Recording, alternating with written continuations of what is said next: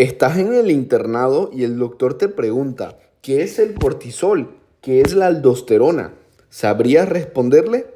No te preocupes, que aquí te lo explico paso a paso en el rincón del interno. Todo basado en el libro Fisiología Médica de Guyton. Allá vamos. Hola, bienvenidos una vez más a otro video de tu canal favorito de fisiología, El Rincón del Interno. En esta ocasión vamos a revisar las hormonas córticos suprarrenales o también llamadas hormonas corticoesteroideas o simplemente hormonas esteroideas, ya que son derivadas del colesterol. Aquí tenemos un corte de la glándula suprarrenal en el que podemos observar la corteza suprarrenal y la médula suprarrenal. Son diferentes ya que producen hormonas diferentes. La corteza suprarrenal, que es la protagonista en este video, no vamos a hablar de la médula. La corteza suprarrenal se va a dividir en tres zonas. La zona glomerular, que corresponde al 15% de la corteza, es la que produce, sintetiza y secreta aldosterona. Luego le sigue la zona fascicular, que corresponde al 75% y es la que sintetiza y secreta cortisol.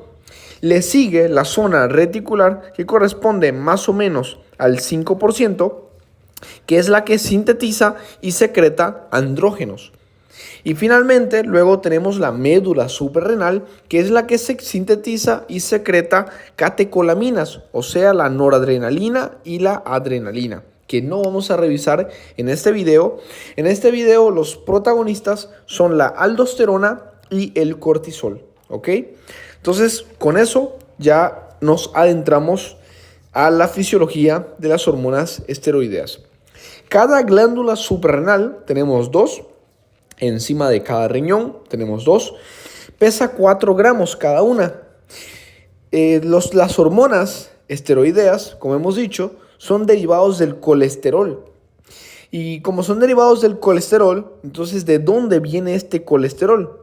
Pues un 20% de ese colesterol va a sintetizarse en la misma glándula, o sea, en la misma glándula suprarrenal, mientras que el 80% viene desde el plasma, desde la sangre, gracias a receptores LDL, ¿ok? Es importante que el ACTH o la hormona adrenocorticotrópica de la hipófisis aumenta la cantidad de estos receptores LDL, facilitando la captación de colesterol por la glándula suprarrenal, ¿ok? Aumentando así también la producción de hormona. Luego vamos a entender cuál es la función de esta hormona en todo el ciclo de síntesis de cortisol. Luego es importante entender el paso en el que el colesterol se convierte en pregnenolona, que este es el primer paso a su conversión en cortisol. En cortisol o en aldosterona, en cualquiera de las dos hormonas corticoesteroideas. Para sintetizar cualquiera de las dos hormonas, yo tengo que convertir primero el colesterol en pregnenolona. Este es el primer paso común, digamos. Y este paso es favorecido tanto por la ACTH como por la angiotensina 2. Recordemos que la ACTH o hormona adrenocorticotrópica es la hormona que estimula la síntesis de cortisol y la angiotensina 2 es la hormona que estimula la síntesis de aldosterona, las dos hormonas protagonistas de este video. Entonces, estas dos hormonas a su vez van a potenciar la conversión de colesterol a pregnenolona, que es el primer paso en la síntesis de estas hormonas. Antes de seguir adentrándonos, tenemos que contemplar una diferencia entre estas dos hormonas, entre el cortisol y la aldosterona, y es su unión a proteínas. El cortisol tiene más unión a proteínas que la aldosterona, y es por eso que el cortisol dura más tiempo en sangre que la aldosterona. Tiene una semivida más alargada que la aldosterona. El cortisol tiene una unión a proteínas del 95%. Se une a transcortina y a albúmina, mientras que la aldosterona solo se une en un 60%. Es por eso que el cortisol tiene una semivida en plasma del 60 a 90 minutos, mientras que la aldosterona solo dura 20 minutos. Esta diferencia se ve marcada por su unión a proteínas. La excreción de ambas hormonas se consigue un 25% mediante la bilis y un 75% mediante la orina. Ahora sí vamos a entender cuáles son los distintos tipos de hormonas que son secretados por la corteza suprarrenal. Vamos a tener los mineralocorticoides, que van a ser secretados específicamente por la zona glomerular, ¿ok? La zona glomerular. Y el protagonista de este grupo es la aldosterona. Se llama mineralocorticoides porque, como vamos a ver más adelante, su función está relacionada con minerales como el sodio y el potasio, ¿ok? La aldosterona es el principal de este grupo y corresponde al 90% de la actividad mineralocorticoide. Entonces es sin duda el mineralocorticoide más importante a destacar. Mientras que en el grupo de los glucocorticoides, que aquí ya estaríamos hablando de la zona fascicular o de la zona reticular, el principal es el cortisol, que corresponde al 95% de la actividad glucocorticoide. Por lo tanto, es el más importante. Hay otras hormonas que también son importantes. De menor importancia, la desoxicorticosterona, la corticosterona, no se la tienen que aprender, no es tan relevante. Lo que sí es relevante en el grupo de los mineralocorticoides es la 9-alfa-fluorocortisol, ya que es una forma sintética. Es un mineralocorticoide sintético que es muy potente, incluso más potente que la aldosterona. Importante aquí también, ustedes dirán, ¿por qué está el cortisol aquí si el cortisol es un glucocorticoide? Bueno, resulta que el cortisol también puede funcionar en los receptores mineralocorticoides. El cortisol tiene una amplia actividad mineralocorticoide. En realidad su actividad mineralocorticoide es baja, pero como la cantidad de cortisol es demasiado elevada, entonces su efecto sí llega a ser notorio. Vamos a ver que para que el cortisol no interfiera demasiado en los receptores mineralocorticoides, para que no los active demasiado, va a haber una enzima que esté constantemente desactivando el cortisol, regulando así que el cortisol no tenga un exceso de actividad mineralocorticoide. Eso lo vamos a ver más adelante, pero el cortisol también figura entre las hormonas mineralocorticoides y la cortisona, que tiene una actividad mínima, casi insignificante. Luego tenemos, ya hemos mencionado, el cortisol, el jefe de los glucocorticoides, que corresponde al 95% de la actividad glucocorticoide. También tenemos la corticosterona, no es muy importante. La cortisona, una forma casi inactiva, no es importante. Ahora sí, estos tres sí son relevantes, ya que son formas sintéticas, o sea, son fármacos, medicamentos que simulan la forma del cortisol, pero son incluso más potentes que el cortisol. La prednisona es 4 veces más potente que el cortisol, la metilprednisolona es 5 veces más potente que el cortisol y la dexametasona es 30 veces, amigos, 30 veces más potente que el cortisol, lo que le da a estos fármacos una potente y amplia propiedad antiinflamatoria glucocorticoide que veremos más adelante, ¿ok?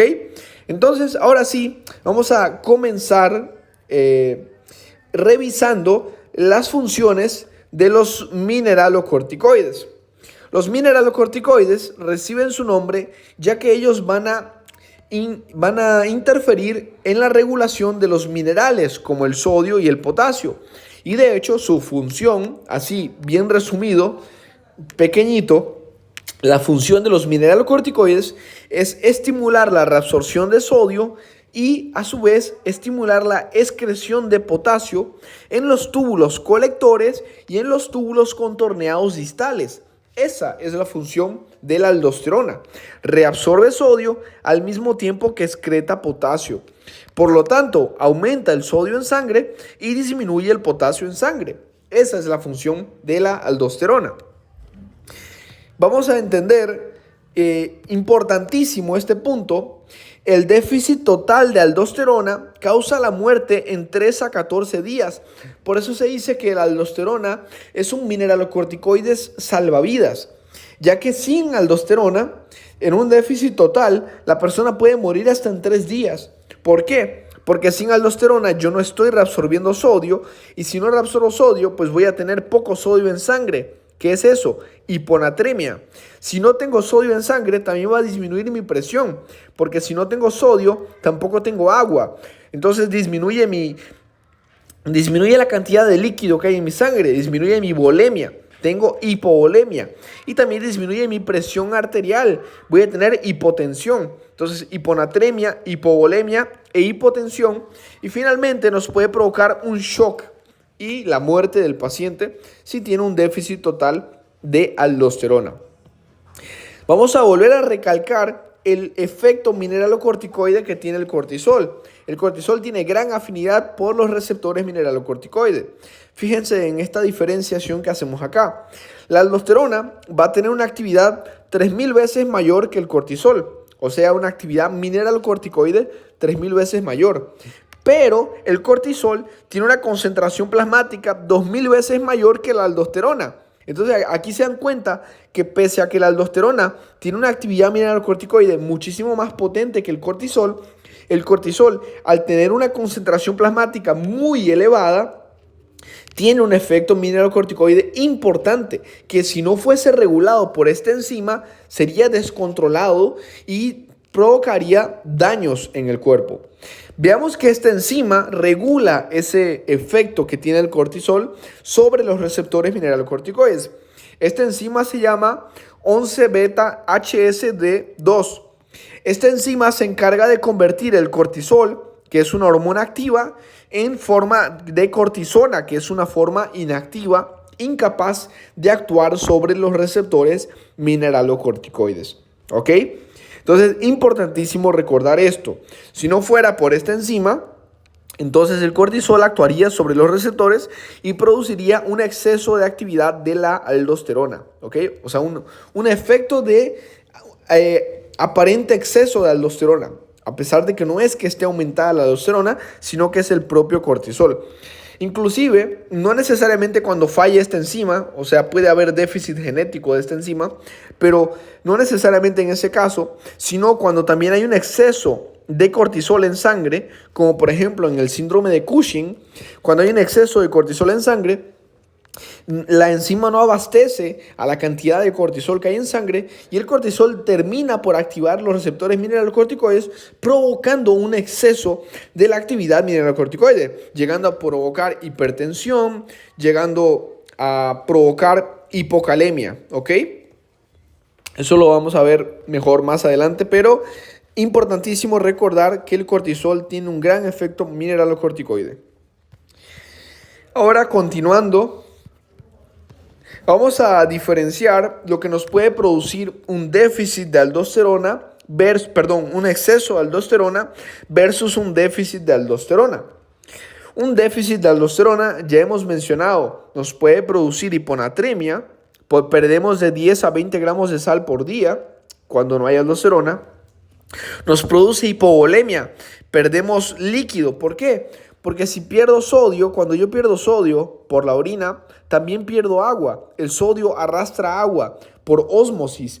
Entonces, siempre que yo pierdo sodio, también estoy perdiendo agua. Por lo tanto, pierdo líquido en mi sangre y termino con hipovolemia.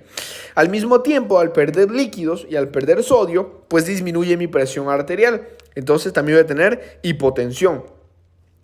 Estos dos mecanismos, la hipovolemia y la hipotensión, van a estimular la sed y van a estimular a la hormona antidiurética, que a su vez va a aumentar la reabsorción de agua o la simple toma de agua por el paciente, que exacerba la hiponatremia. O sea, si yo agrego más agua a la sangre de un paciente que ya tiene hiponatremia, pues va a tener todavía más hiponatremia, ya que el agua va a diluir todavía más el poquito sodio que tenía en su sangre. No sé si me dejo entender. Y además de esto, como no hay aldosterona, como no estoy excretando potasio, el potasio se acumula en exceso en la sangre, produciéndome hipercalemia, lo que provoca toxicidad cardíaca, arritmias y otros problemas. Mientras tanto, el exceso de aldosterona no nos provoca hipernatremia, ya que hay fenómenos compensatorios que no permiten que se llegue a una hipernatremia, como lo son la sed, la ADH, que pues a medida que aumenta el sodio, también el paciente va tomando más agua, también aumenta el agua de la sangre y de esa manera se regula el sodio con el agua. Lo mismo la ADH hace que aumente la reabsorción de agua.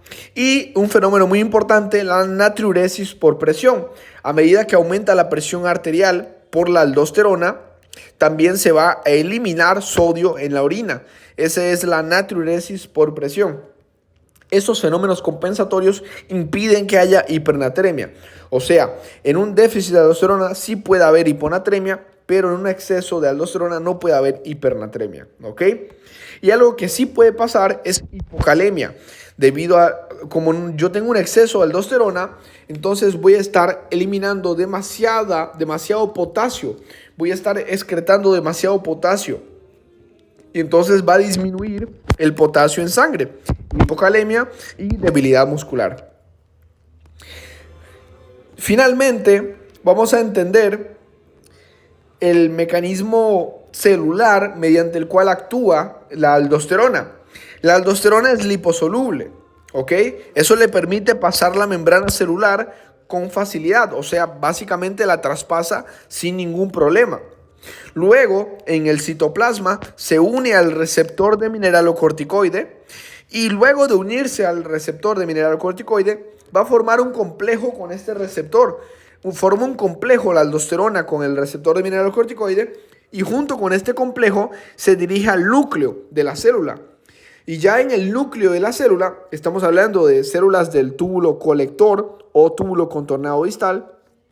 Ya en el núcleo de esta célula estimula la transcripción provocando ARN mensajero que se va a unir a ribosomas, produciendo traducción que básicamente produce proteínas que se traduce en mayor cantidad de proteínas transportadoras de sodio, potasio e hidrogeniones. ¿Cuál es el efecto final? Mayor reabsorción de sodio y mayor excreción de potasio, ¿ok? Ese es el mecanismo celular de la aldosterona. Y finalmente, ¿cómo se regula la secreción de aldosterona? El aumento de la angiotensina 2. La angiotensina 2 hace que se aumente la secreción de aldosterona, ¿ok? Es la principal hormona que regula este eje, es la angiotensina 2. Diferente al cortisol, que vamos a ver que el cortisol va a ser principalmente regulado por una hormona llamada ACTH de la hipófisis, que es la hormona adrenocorticotrópica. Pues no, la aldosterona no es regulada por la hipófisis, es regulada por el propio riñón, que es el que secreta angiotensina 2. Bueno, en realidad secreta renina, pero que luego se convierte en angiotensina 2, bla, bla, bla. El caso es que la aldosterona es regulada por angiotensina 2, mientras que el cortisol es regulado por ACTH. Importante recordar esa diferencia. Entonces, cuando aumenta la angiotensina 2, también aumenta la aldosterona, ¿ok? Cuando aumenta el potasio en sangre, aumenta la aldosterona. ¿Por qué? Porque cuando aumenta el potasio en sangre, yo necesito que aumente la aldosterona para que aumente la excreción de potasio y entonces el potasio disminuya, ¿ok? Básicamente para que se compense. Cuando aumenta el sodio en sangre, disminuye la aldosterona. Ese es un efecto de retroalimentación negativa. Cuando aumenta el sodio, disminuye la aldosterona. ¿Por qué? Porque así como disminuye la aldosterona, se va a disminuir la reabsorción de sodio y así el sodio se regula. Igualmente, cuando aumenta el péptido natriurético auricular, recordemos que este péptido se va a secretar cuando hay un aumento de la presión en las aurículas, cuando hay un aumento de la presión de llenado de las aurículas. Entonces significa que hay un aumento en la volemia. Entonces, si hay un aumento en la volemia y hay un aumento en los péptidos natriuréticos, esto provoca que se disminuya la aldosterona para que se deje de reabsorber sodio y junto con el sodio se reabsorbe siempre agua. Entonces, para que deje de aumentar la volemia y así básicamente se arregle el problema que está produciendo la elevación de los péptidos natriuréticos auriculares. O sea, para que se resuelva el problema. Finalmente, el ACTH. Ustedes dirán, pero Rincón del Interno, tú me dijiste que el ACTH en realidad solo funcionaba para el cortisol, que solo estimulaba el cortisol. Eso es verdad, pero el ACTH tiene un efecto mínimo sobre la aldosterona. Es más una función permisiva. O sea, no es una función de que a cuanto más ACTH, más aldosterona. No, Se necesita una cantidad mínima de ACTH para que se pueda producir aldosterona. Es así de sencillo. Tiene una función permisiva sobre la aldosterona. Sin más, hermanos, nos vemos en el siguiente video, doctores, en el que vamos a revisar a profundidad las funciones de los glucocorticoides. Para que no se haga muy largo, lo vamos a dividir en 2 videos. Como siempre, les hago recuerdo que tengo un canal en YouTube que tiene el mismo nombre que este canal de TikTok, El Rincón del Interno. Vayan a revisarlo, ahí están los videos de endocrino, todos de fisiología endocrina, completitos, ¿ok? Entonces nos vemos en el siguiente video.